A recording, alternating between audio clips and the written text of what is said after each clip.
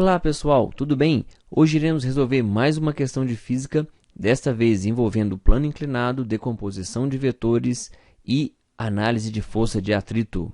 Bora lá! Um bloco de massa M1 igual a 10 kg, apoiado sobre um plano inclinado, está ligado por meio de uma corda que passa por uma polia a outro bloco de massa M2 igual a 20 kg, conforme a figura. Os coeficientes de atrito entre o plano e o bloco de massa M1 são coeficiente de atrito estático μe igual a 0,50 e coeficiente de atrito cinético μc igual a 0,3. O ângulo teto do plano inclinado é tal que seno de θ é igual a 0,60 e cosseno de θ é igual a 0,80. Suponha que a corda e a polia sejam ideais e que a resistência do ar possa ser desprezada. Determine, dado g igual a 10 metros por segundo ao quadrado, a aceleração do sistema e a tensão na corda. Muito bem, pessoal. O primeiro passo nesse tipo de questão é a gente representar as forças que atuam sobre os blocos. Primeiramente, vamos representar o peso. Peso da massa M1 representado por P1, peso da massa M2 representado por P2. Temos também a força normal, que é a reação da superfície inclinada sobre o bloco M1 na direção diagonal, como representado pela letra N. Temos a força tensão em cada uma das extremidades da corda, representada pela letra T, e temos a força de atrito, inicialmente representada para baixo, conforme a figura. Representação das forças que atuam sobre os blocos. Cada uma das forças serão identificadas a seguir. Força N, força normal. A força P igual a força peso de cada um dos blocos. A força de atrito representada por FA. E a tensão na corda representada pela letra T.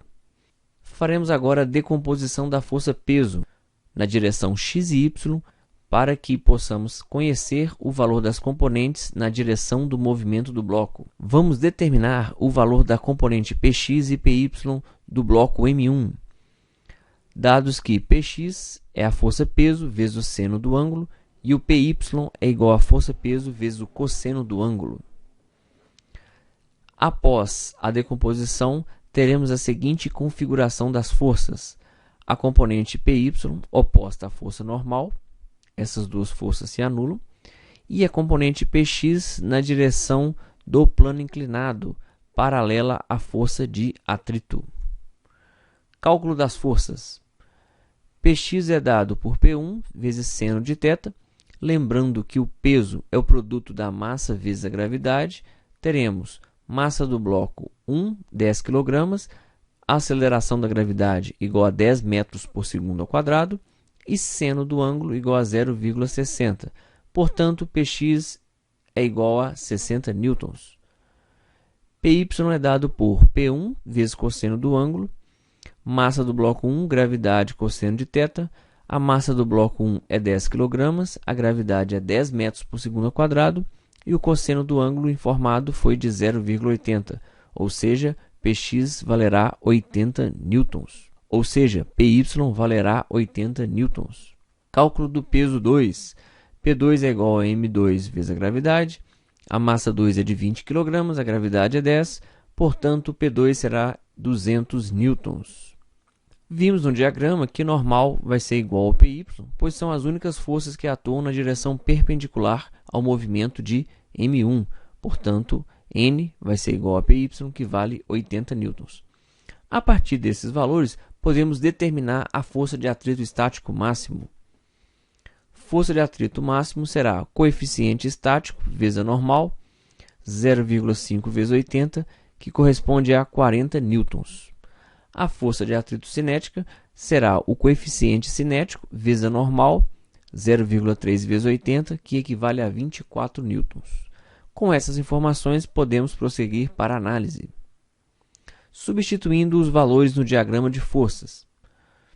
Normal igual a Py, 80 newtons. Peso do bloco 2, 200 newtons. E do lado esquerdo do nosso diagrama, temos as forças de atrito igual a 40 newtons e o Px e a componente Px igual a 60 newtons. Essas duas forças juntas correspondem a um valor de 100 newtons, que vai ser inferior ao peso do bloco 2. Portanto, o movimento do bloco 1 será ascendente e o movimento do bloco 2 será descendente. Sendo o movimento do bloco 1 ascendente, A força de atrito que irá atuar sobre eles será a força de atrito cinético, que corresponde a 24 newtons. Teremos, portanto, a seguinte configuração: 24 newtons para a força de atrito, 60 newtons para a componente Px, a força-tensão atuando em ambas as extremidades da corda e 200 newtons para o peso do bloco M2. Aplicando a segunda lei de Newton para o bloco 1, força resultante, massa do bloco 1 vezes aceleração, T menos 24 mais 60 igual a 10A. Para o bloco 2 teremos força resultante, massa do bloco 2 vezes aceleração.